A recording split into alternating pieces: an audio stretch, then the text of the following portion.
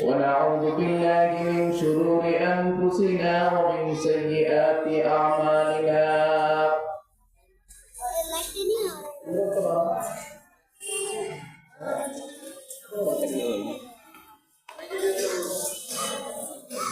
من يهده الله فلا مضل له ومن يضلله فلا هادي له. ونشهد أن لا إله إلا الله وحده لا شريك له. ونشهد أن سيدنا ونبينا وحبيبنا وحبيب ربنا وطبيبنا وطبيب قلوبنا ومولانا محمدا عبده ورسوله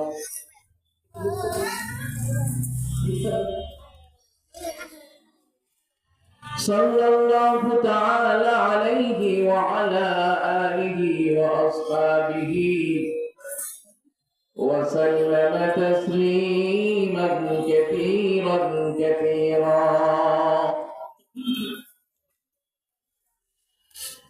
أما بعد فأعوذ بالله من الشيطان الرجيم.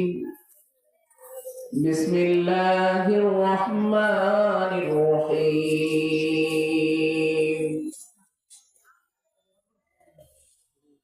وقال ربكم ادعوني أستجب لكم.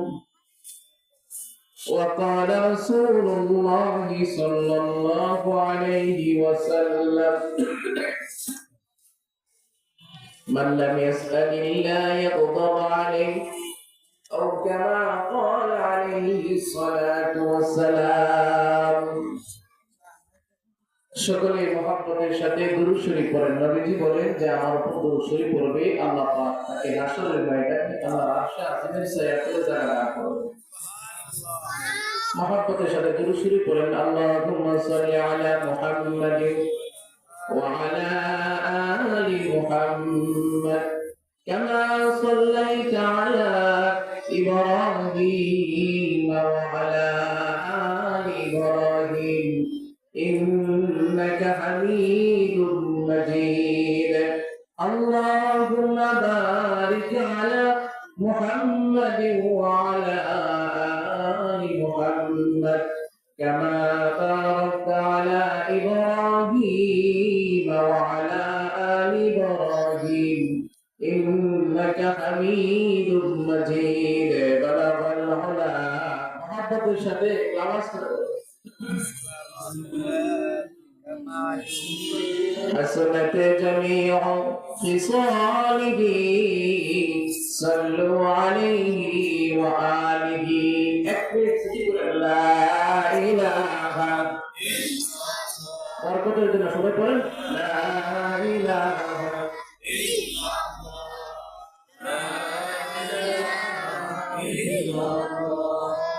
أبت رهيب السادم آخر بالجذب أي मेरे इलाह لا إله إلا الله لا إله إلا الله. সবাই বলুন तेरे सिवा माबूद हकीकी कोई नहीं है कोई नहीं. तेरे सिवा मक़सूद हकीकी कोई नहीं है कोई नहीं. ला इलाहा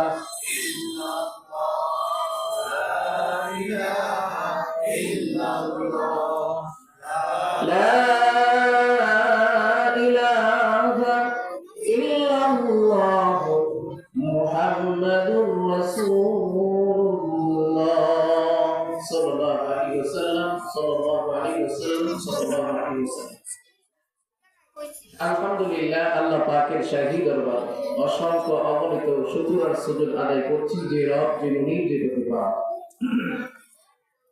আমাদের সকলকে অত্যন্ত দয়া করে মায়া করে ভালোবাসে আজকে জান্নাতের বাগানে সুস্থ মনে সুস্থ দেহে ঈমানের সাথে আমলে নিয়ে আসলে আমরা তৌফিক যে আল্লাহ পাক এনায়েত করেছেন, এজন্য সকলেই অন্তরস্থল থেকে প্রাণ খুলে মন ভরে হৃদয় পূজা আল্লাহর প্রতি প্রেম আর ভালোবাসা নিয়ে আল্লাহ পাকের শিখানো ভাষার উচ্চ কণ্ঠে বলি আলহামদুলিল্লাহ।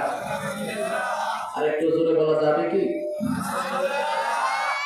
সবাই একত্রিত হয়ে যাওয়ার নতুন ভাইয়া মুরব্বী বলা সকলে আল্লাহর খুশি করার জন্য একবার উচ্চ কণ্ঠে বলুন তো দেখি আলহামদুলিল্লাহ। সম্মানিত মুহতারাম হাজির, আমি একেবারে কর্তৃপক্ষের কাছ থেকে বইলা সময় একেবারে কম নিচ্ছি, কারণ হলো আমার আরেকটা মামলা আছে টঙ্গি। তো আল্লাহ যদি কিছু বলার তৌফিক যদি দান করে তাহলে কিছু বলার চেষ্টা করবো ইনশাআল্লাহ।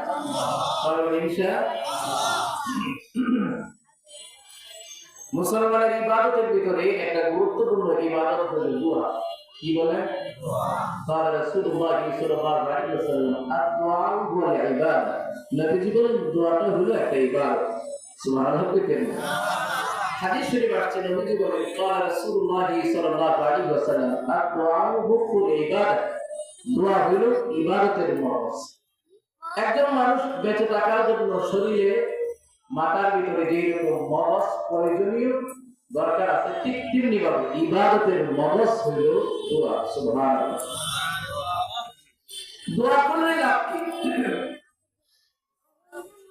মানুষের তাকদীরে যা আছে এটা পরিবর্তন হওয়ার কোনো পথ নাই, একমাত্র পথ হইল দোয়া করলে তাকদীরে যা আছে সেটা পরিবর্তন হয়ে গেছে। সুবহানাল্লাহ। আমরা দুনিয়াতে যদি কেউ কারো কাছে কিছু চাই, মানুষ দেখবেন কষ্ট পায়, কিন্তু নবীজি বলেন যে আল্লাহর কাছে চাই না, বরং আল্লাহ তার প্রতি রাগান্বিত হয়। قال رسول الله صلى الله عليه وسلم من لم يسأل الله يغضب عليه। যে আল্লাহর কাছে চাইও না, চাই না, আল্লাহ তার উপর রাগান্বিত হয়। সেটা ধরে কর না, আর একটা জোরে কর। এজন্য বলেন আল্লাহ সুবহানাহু ওয়া তাআলা কুরআনে কারীমের আয়াতে কারীমা নাযিল করে দেন। অনেকের উম্মতেরা দুনিয়ার ভিতরে মানুষ চলতে গিয়ে বালা মুসিবত বিভিন্ন সময় বিভিন্ন সমস্যায় জর্জরিত হয়ে যাবে, বিপদের সম্মুখীন হয়ে যাবে। মানুষ চলতে গিয়ে আমার কিছু লাগবে, পাবে কোথায়? আল্লাহ একটা নিয়ম শিক্ষা দিলেন, তোমরা আমার কাছে চাও, আমার কাছে দোয়া করো, আমার কাছে চাও, তোমরা আমাকে ডাকো, আমি আল্লাহ তোমাদের ডাকে সাড়া দিব। সুবহানাল্লাহ। আল্লাহ সুবহানাহু ওয়া তাআলা তামাম পৃথিবীর উম্মত মুহাম্মাদীর জানায়, হে উম্মত মুহাম্মাদী, ওয়া ক্বালা রাব্বুকুম উদউনি আস্তাজিব লাকুম। আল্লাহ সুবহানাহু ওয়া তাআলা বলেন, তোমরা আমাকে ডাকো, আমি আল্লাহ তোমাদের ডাকে সাড়া দিব। সুবহানাল্লাহ। আল্লাহ নবী বিশ্বনবী রাহমাতুল লিল আলামিন سيد المرسلين شكادا النار قال رسول الله صلى الله عليه وسلم ليسأل أحدكم ربه حاجته كلها حتى يسأل الشسال عليه إذا انقطع. مغرفة البيان مسجد بندرة رحمة للعالمين أمة محمد شكادا উম্মতে মুহাম্মাদের যা কিছু লাগবে সব আরশের মালিকের কাছ থেকে মঞ্জুর করে নিবা।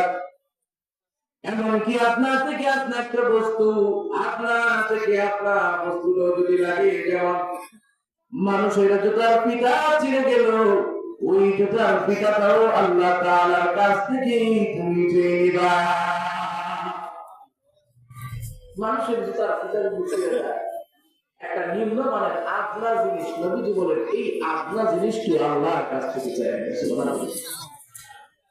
তাফসীরে কাবীরের ভিতরে আছে আল্লাহ নবী মুসা আলাইহিস সালামকে আল্লাহ শিখায়া দেন, ও নবী মুসা, আপনার স্ত্রী তরকারি রান্না করতে যে লবণ লাগে, নবী গো ওই লবণটা আপনি আমি আল্লাহর কাছে চেয়ে নিন। সুবহানাল্লাহ।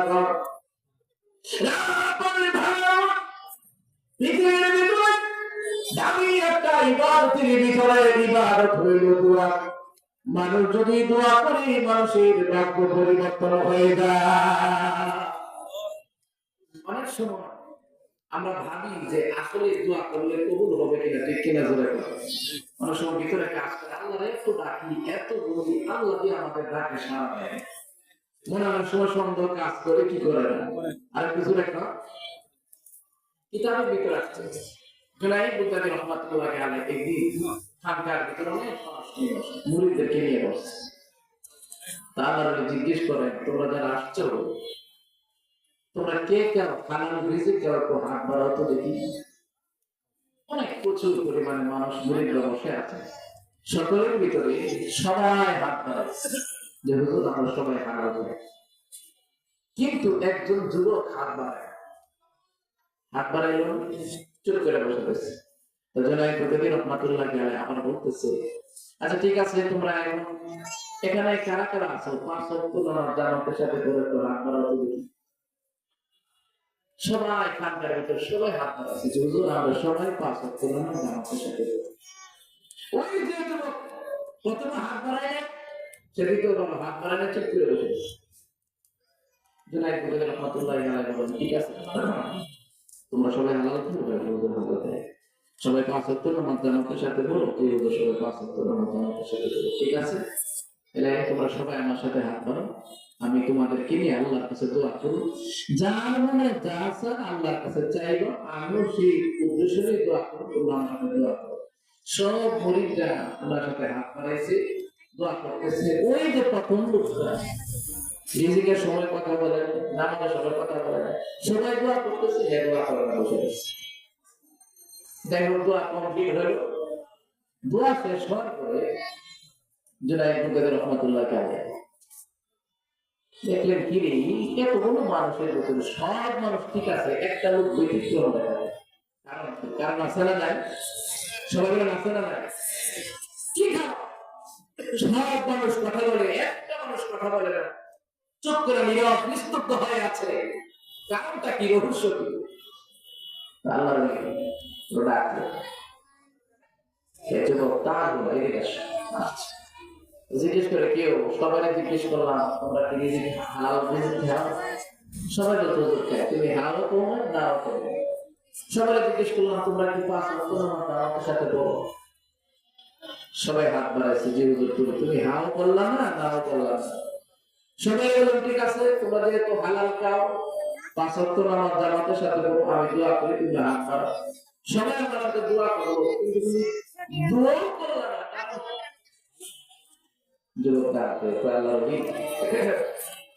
কথা যে বলি না, একটা কারণ হলো আমার মনে একটা আশা আছে, আমি দোয়া করলে কি কবুল হবে, এই জন্য ইচ্ছা করে হাত বাড়াই। কবুল হবে কিনা জানি না, এই জন্য হাত বাড়াই। কি আশা? হুজুর বললে কাজ হবে তো বলো না দেখি। আমার আশা হলো এই ইরাকের বাদশার মেয়ের আমি বিয়ে করতেছি। সুবহানাল্লাহ। জিজ্ঞেস করলেন তোমার পরিচয়, তোমার কি আছে? উনি তো বাদশাহ, ওনার একটা লেভেল আছে, সম্পদ আছে, ক্ষমতা আছে, মস্তক আছে, তোমার লেভেলটা কি, তোমার কি আছে? সে ডাক দেখে, হুজুর আমার তেমন কিছু নয়, আমার পরিচয় হলো আনা ফাকির ইবনে ফকির, আমি ফকিরের ঘরে ফকির, এছাড়া আমার কিছু নেই, আমার কিচ্ছু না। আচ্ছা ঠিক আছে, এক কাজ করো, আমি তোমার লেগে দোয়া করে দিলাম, তুমি যাও তোমার আমার গিয়ে বিয়ের প্রস্তাব দিতে। সুবহানাল্লাহ। সম্পদ কি পরিমাণ আছে কথা কয় না, একটু জোরে বলেন। ছেলে চলে গেছে মার কাছে। মা এই জগৎ বিখ্যাত হলি জুনাইদ বুগদাদি রহমাতুল্লাহ আলাইহি, উনি বলেছেন উনি দোয়া করবে আপনার নাকি বিয়ের প্রস্তাব দিবে। তাই নাকি? আমি তো দিতে পারবো না, তুমি কি তোমার নিজের বিয়ের প্রস্তাব করো। সুবহানাল্লাহ। এই দুনিয়ার নেতা হলো ছেলে মেয়ে যখন বিয়ে করা তো বিয়ে দেন, অভিভাবক যিনি থাকেন তিনি এই বিষয়ে কথা বলে, ঠিক কিনা ধরে পড়ে। বাবা না থাকলে মা তাছাড়া আমাদেরকে বলে, ওনারা বিষয়টা সহযোগিতা নেয়। ছেলে বলতেছে বিষয়টা তো আমার জন্য কঠিন হয়ে গেল। আসছে জুনাইদ বুগদাদি রহমাতুল্লাহ আলাইহি আয় হুজুর, আমরা বলছি আম্মা নাকি দিতে পারবে না, আমার নাকি বিয়ের প্রস্তাব দিতে হবে। ঠিক আছে তুমি যাও, আমি তোমার লেগে দোয়া করে দিলাম। যুবক গেছে বাসার দরবারে গেছে, একবারে পাঁচ কোন লেভেলে গেছে, ये দেখে রাজপ্রসাদ চতুর্দিকে গ্রাহক আছে, সেনাবাহিনী, পুলিশ, যা কিছু আছে। একজন জিজ্ঞেস করলো, তুমি এখানে কেন আসছো? বলে, আসছি দেশের বাচ্চা যিনি প্রধানমন্ত্রী, ওনার সাথে আমি একটু কথা বলতে চাই। একজনে গেছে গিয়ে বলছে, বাদশা একজন ফকির আসছে, আপনার সাথে কথা বলতেছে, আপনি কি বলছেন? কেন আসছে? কিছু বলে না, একটু কথা বলতে আসছে। ঠিক আছে, তার ভিতরে আসতে দাও। এবার ফকির রেখে বাদশার দরবারে গেছে। বাদশা জিজ্ঞেস করে, তুমি কেন আসছো, কি প্রয়োজন তোমার? আসছি বাদশা, আপনার তোমার কিছু কথা আছে। জিজ্ঞেস করে, কি কথা? তো কথা হলো, বাদশা আপনার ছেলে মেয়ে কয়জন? আমার তো ছেলে না, 3 মেয়ে আছে। মেয়েগুলোর কি হালত? তো 2জন মেয়েরে বিয়ে দিছি, একজন মেয়েরে বিয়ে দিয়ে এখন। তো 2জন মেয়েরে কোথায় বিয়ে দিচ্ছে? তো 2 বাদশার ছেলের কাছে। আর একজন মেয়ে যে আছে তারা বিয়ে দিবেন, মেয়ে এসে বিয়ে দিতে হবে না, বিয়ে দিব। তবে বাদশার ছেলের কাছে না, আমি একটা দিনদারি ছেলে তালাশ করতেছি যে হালাল খেলা, 5 ওয়াক্ত নামাজ পড়ে। সুবহানাল্লাহ।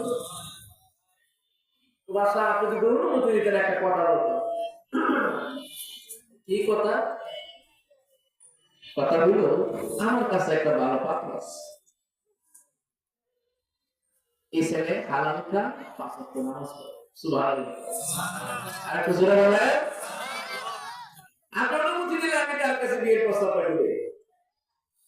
তো আবার জিজ্ঞেস করে, আচ্ছা ঠিক আছে, তাহলে আপনি 2জন মেয়ের বাসার কাছে, বাসার ছেলের কাছে বিয়ে দিলেন, আরেকজন যে হালাল কাজ 5 ওয়াক্ত নামাজ পড়ে তার কাছে দিবেন, বাসার ছেলের কাছে দিবেন না। কারণ কি? তো কারণ হইল এই জোড়াটা নামাজও পড়ে না, হালাল কাজ সব হালালের সাথে জড়িত, এই জন্য নিয়ত করেছি।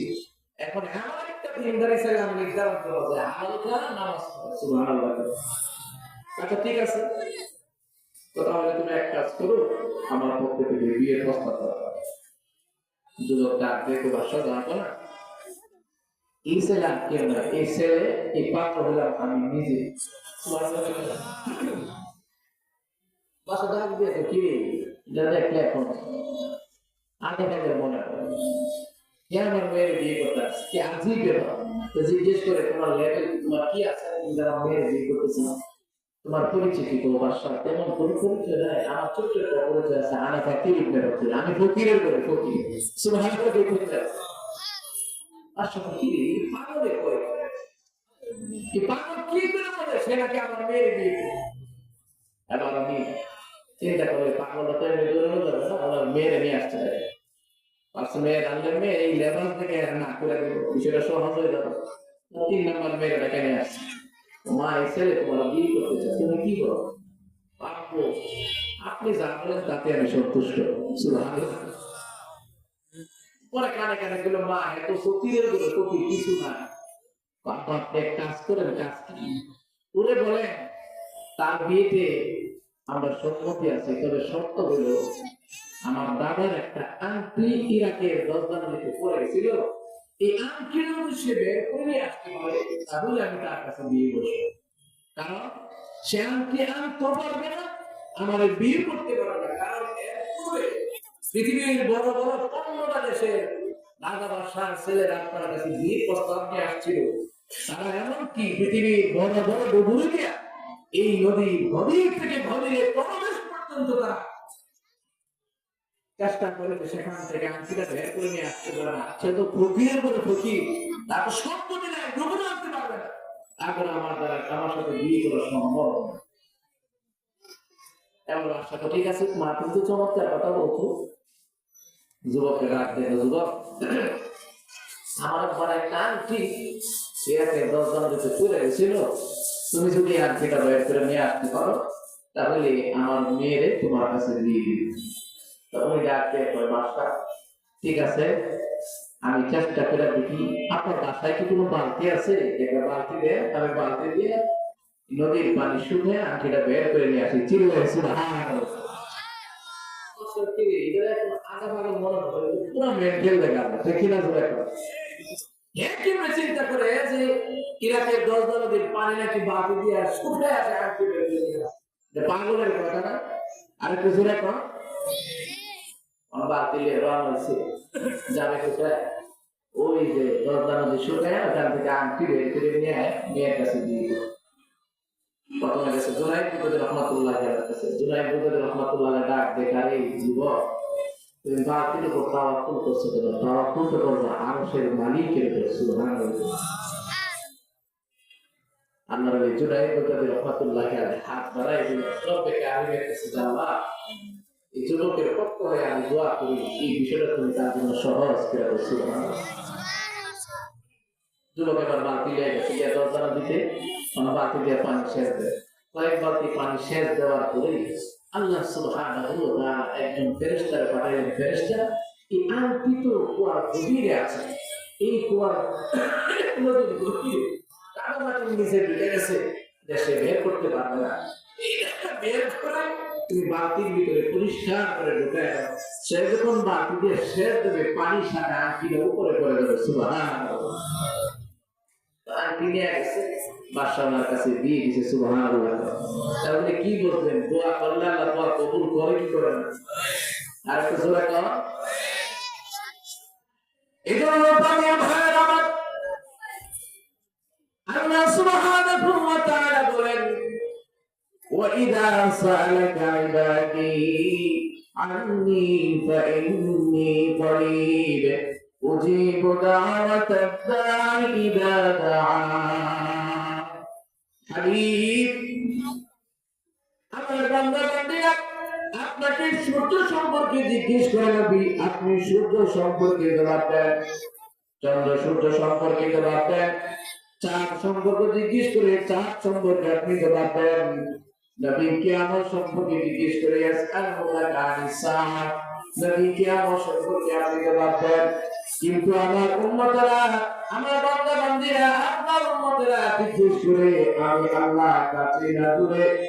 নবী এই প্রশ্নের জবাব আপনি নন, স্বয়ং আমি আল্লাহ সুবহানাহু ওয়া তাআলা দেই। কিভাবে? এ নবীর উম্মতরা শুনো, আমি আল্লাহ তাআলা দূরে নয়, কাছে কাছে। তোমরা মনে করেছো দূরে না, ওয়া নাহনু আকরাবু ইলাইহি মিন হাবিল ওয়ারিদ। প্রত্যেকটা মানুষের গর্দানে যে শাহরগ আছে, এই শাহরগের চাইতেও আমি আল্লাহ ভীষণ নিকটে। হ্যাঁ আমার বান্দা-বান্দীরা, তোমরা আল্লাহকে ডাকো, আমি আল্লাহ সুবহানাহু ওয়া তাআলা তোমাদের ডাকে সাড়া দেব। তোমরা ডাক দিতে দেরি হবে, তোমাদের ডাকে সাড়া দিতে দেরি হবে না। আমাদের ডাক শুনেন কে? আর একটু জোরে বলে, আওয়াজ করে বলতে হবে। আরে ভাইরা আমার, দোয়া করলে দোয়া কবুল হয় কি হয় না? আর একটু জোরে বলেন। আল্লাহর নবী বিশ্ব নবী রাহমাতুল লিল আলামিন হায়াতের জীবনটা বিলাস করে দেখেন। নবীগণ যতবার বিপদে পড়েছেন, মুসিবতে পড়েছেন, সব সময় যায় নামাজ বিছায়া রব্বে কারিমের দরবারে সিজদায় পড়ে গিয়েছে। সুবহানাল্লাহ। এমন কোন নবী নেই যে নবী আল্লাহ সুবহানাহু ওয়া তাআলার কাছে দোয়া করে নাই। প্রত্যেক নবী আল্লাহ তাআলার সুন্দর সুন্দর নাম নিয়ে দোয়া করেছেন। ওয়ালিল্লাহিল আসমাউল হুসনা ফাদউহু বিহা।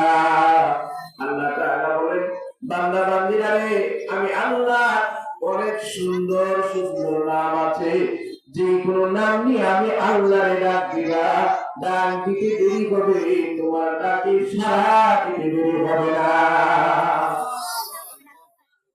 কোরআনে কারীম প্রমাণ করেছে,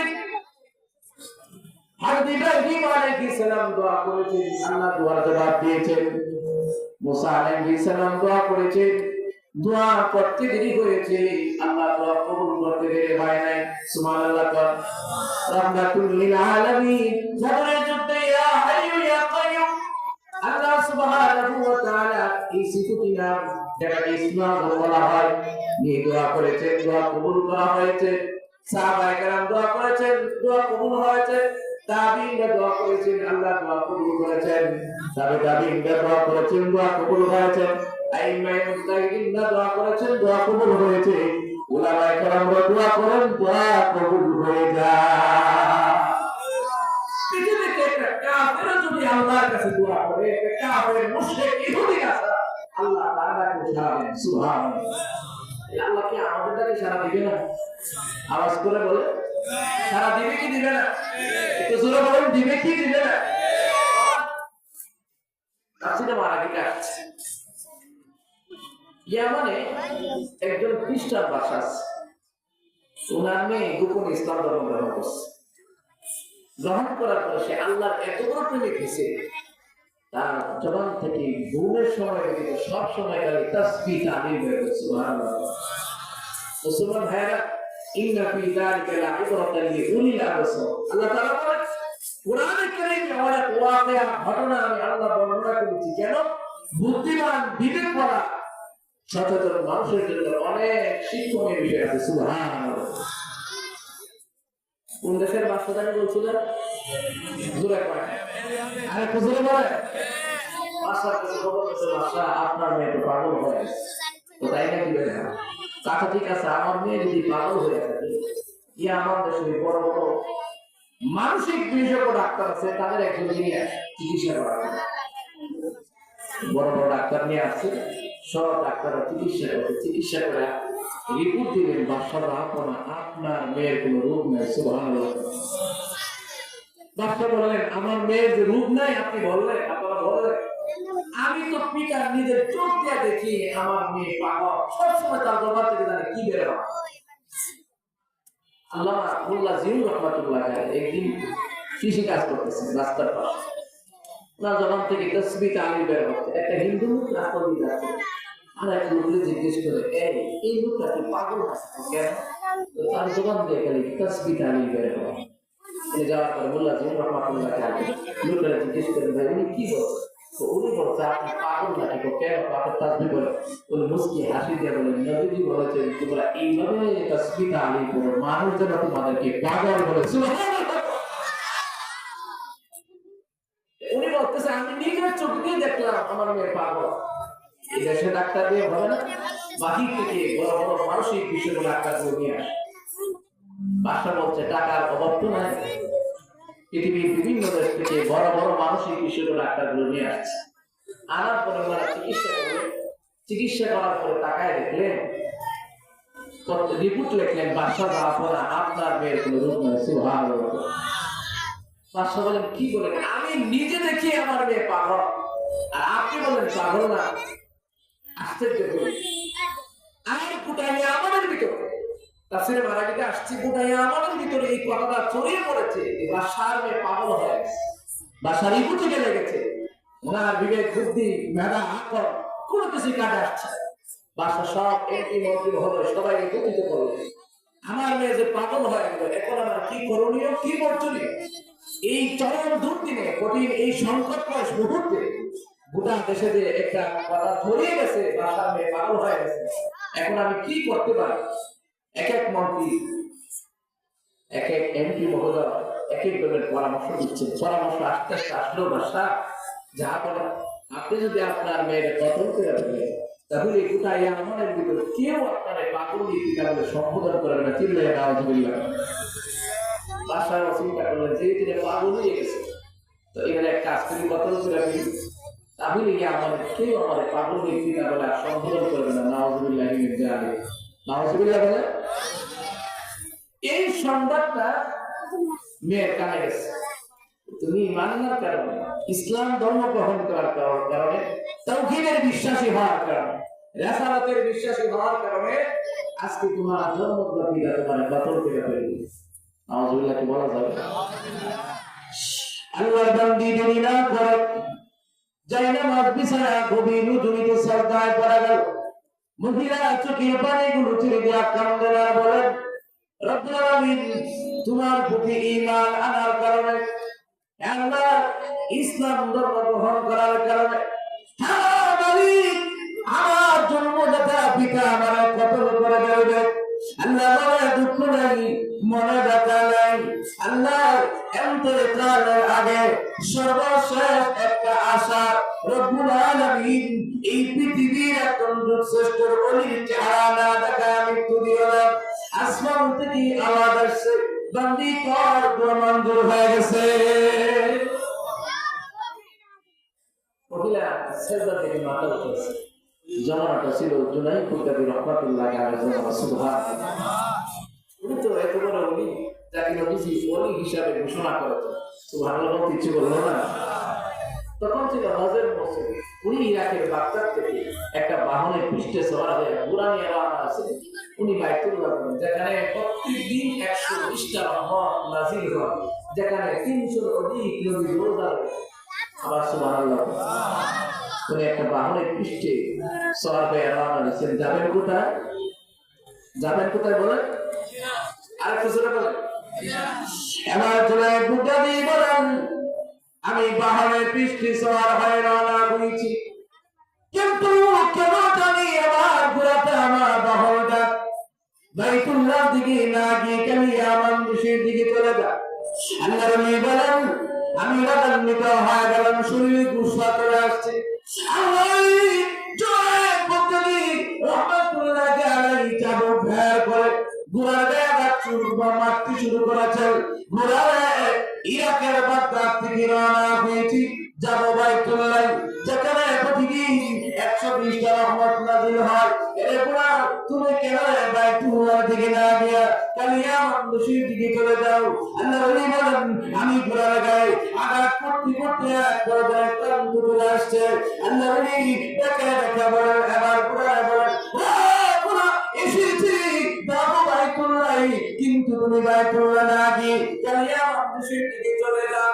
ঘোড়ারে যা ঠিক আছে, তোর যেদিকে ইচ্ছা সেদিকে যা। আল্লাহর নবী বলেন, রাগান্বিত হয় ঘোড়ার লাগাম ছেড়ে দিয়া ঘোড়ায় ছেড়ে দিলাম। ঘোড়া আমাকে নিয়ে দৌড়াইতে দৌড়াইতে ওই কিছুদিন পরে ঘোড়া মানে নিয়া ইয়ামান দেশের খ্রিস্টান রাষ্ট্রের সামনে দাঁড়াইছে। যেই মাত্র দাঁড়াইছে এমনি আর্মি পুলিশ আমার গ্রেফতার করেছে। জিজ্ঞেস করে, ও জুনাইদ বুগদাদি, মিন আইনা জিইতা হুনা, আপনি কোথায় থেকে জানা আসছেন? আল্লাহর নবী জবাব দিয়েছে, ইদু মিনাল বাগদাদ।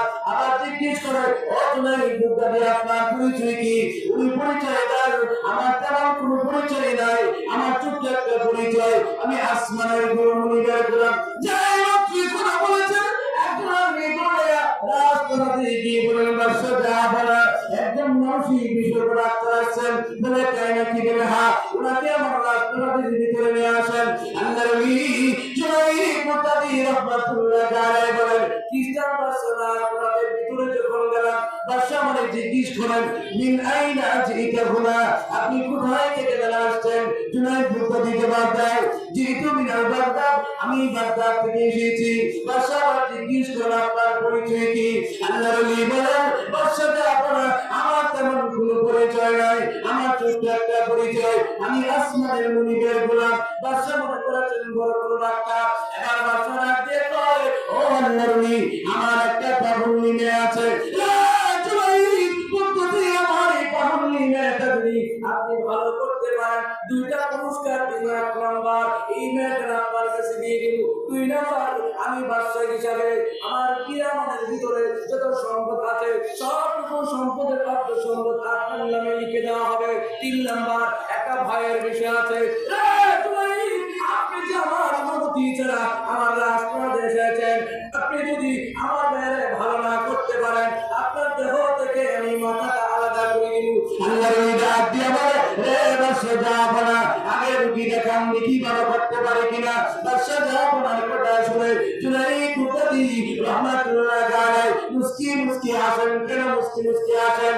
আমি কারু ফি উলুমুল কুরআন, একটা উসুলুত তাফসীরের কিতাব আছে, আল্লামা জালালউদ্দিন সুয়ুতী রহমাতুল্লাহ আলাইহি লিখেছেন। ওই কিতাবের ভিতরে লেখা আছে, কুরআনে কারীমে একটা সূরা আছে, সূরাতুল ফাতিহা। ওই সূরাতুল ফাতিহা একটা দুইটা নাই, 500টা নাম রয়েছে। এর ভিতরে একটা নাম হলো সূরাতুল শিফা।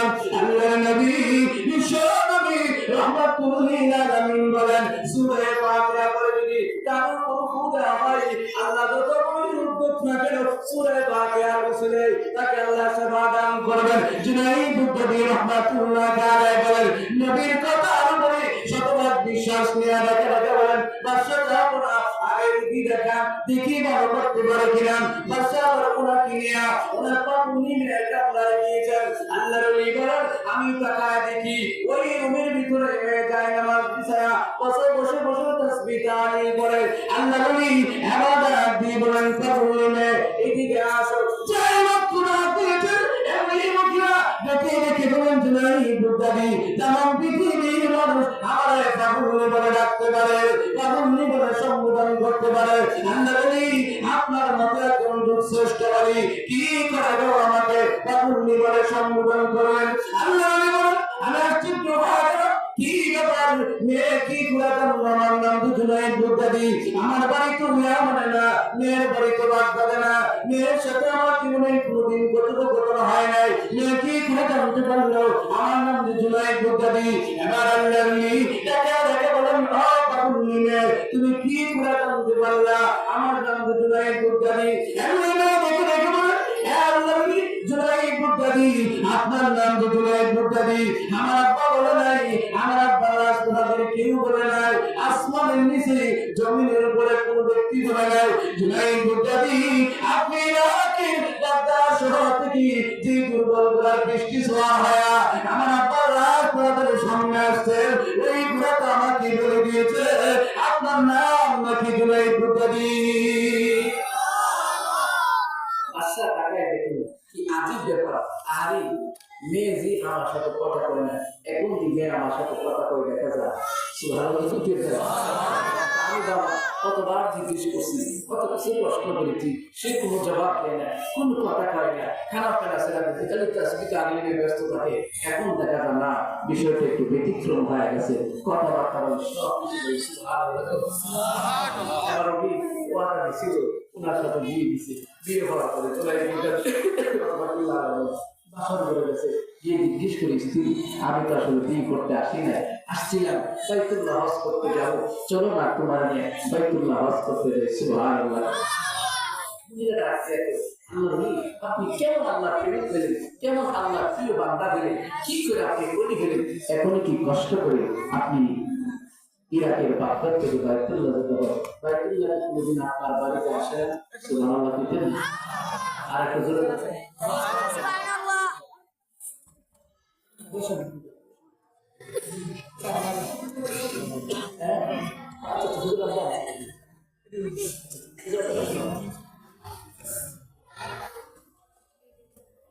হুজুর আপনাদের নাকি আল্লাহ নেক হায়াত তৈয়বা দান করুন আমিন আমিন বলেন আমিন কি বলছিলাম শোনো আছে তো নাকি কথা কয় আসলে তো বিয়ে করতে আসি না আসছিল কি উদ্দেশ্যে কথা কয় স্ত্রী হজ করতে আসছিলাম কিন্তু জানি না কেন যে আমার কান্দে তোমার আল্লাহ জোড়াই দিল চলো না দুইজন বাইতুল্লাহ হজ করতে যায় যেখানে প্রত্যেক দিন 120টা রহমত নাযিল হয় সুবহানাল্লাহ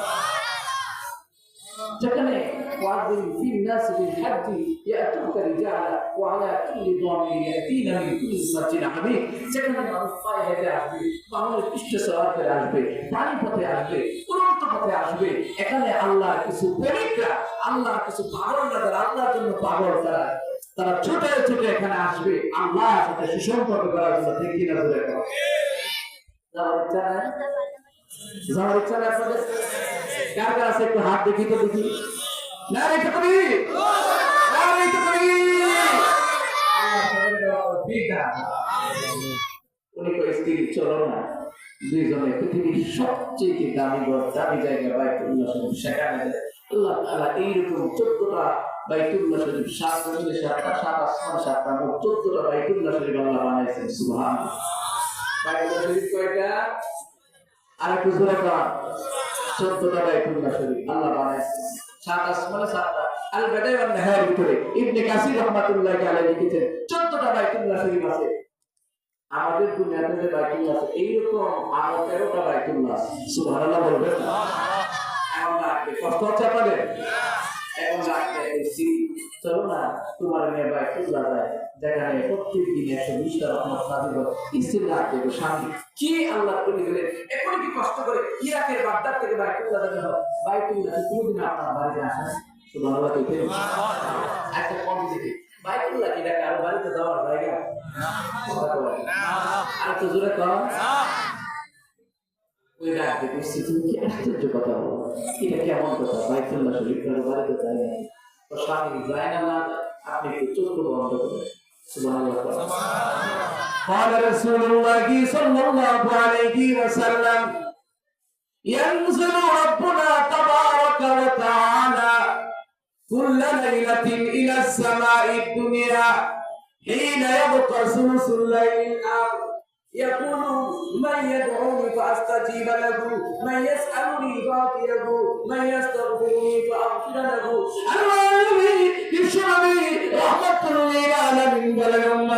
আল্লাহ সুবহানাহু ওয়া তাআলা শেষ দুনিয়াতে দুনিয়ার আসমানে আসে মানুষকে ডাকতে থাকেন, কে আমার কাছে কি চাইবা, কার কি প্রয়োজন, আমি আল্লাহরে ডাক দাও, ডাক দিতে দেরি হবে, তোমার ডাকি সাড়া দিতে দেরি হবে না। সুবহানাল্লাহ। আপনারা একটু চাপ দিয়ে বসে, জায়গা হচ্ছে না, মানুষ যারা আসবে না তো বসতে পারবেন, মেহেরবানি করে আপনারা সহযোগিতা করেন, পিছনের ভাইরা একটু চেপে চেপে বসে, মানুষের জায়গা হচ্ছে না, শীতের দিন আরাম হবে, একটু চেপে চেপে বসে, মেহেরবানি করে দয়া করে আমার বিনীত অনুরোধ। শেষ শেষ একটু একটু 2 মিনিট আমার সময় বসে। আর কথা জুনাইদ বুখারী রাহমাতুল্লাহ আলাইহি ওনার স্ত্রী নামাজে তাহাজ্জুদের নামাজ সেজদায় পড়ে আল্লাহ ঈমান আছে, আল্লাহ তোমার প্রতি বিশ্বাস করেছিলেন, তোমার প্রেমিক পেয়েছিলেন, আমার পিতা আমার কতল করতে চেয়েছে, আল্লাহ তুমি কুদুসি হাত দিয়ে দাঁড়াইছো, দোয়া করছিলাম যে আল্লাহ তুমি আমার জন্য একজন অলির চেহারা না দেখায় বিস্তৃতি না, আল্লাহ তুমি সেই অলিকে দেখাইয়া সেই অলিকে আমার স্বামী বানাই দিয়েছো। সুবহানাল্লাহ।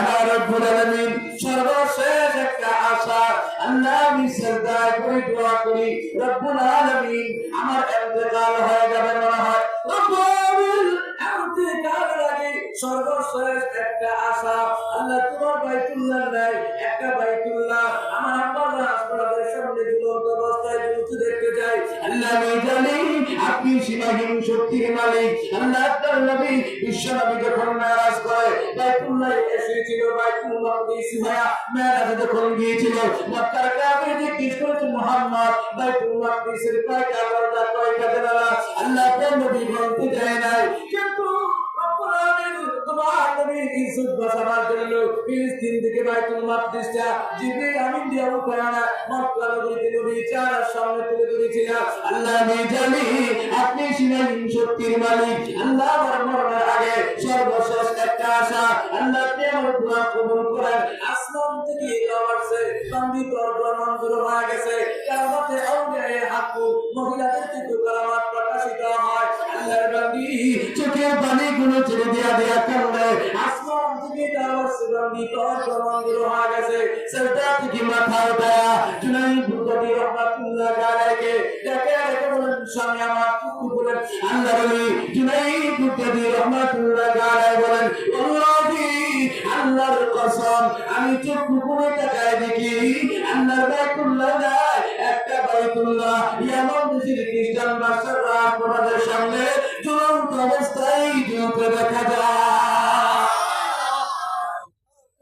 আল্লাহ যদি কখনো তৌফিক দান করে এখান থেকে তো শোনাবো স্বামী স্ত্রী বাইতুল্লাহ কেমনে বার্তা দিয়েছে, আমার সমস্যা 2 মিনিট বেশি হয়ে গেছে, আল্লাহ তাআলা আমাদের সবাই বেশি বেশি দোয়া করার তৌফিক আল্লাহ দান করুন। নাসরুল্লাহি ওয়া ফাতহুল করিম ওয়া বাশশিরিল মুমিনিন। আসসালামু আলাইকুম ওয়া রাহমাতুল্লাহি ওয়া বারাকাতুহু।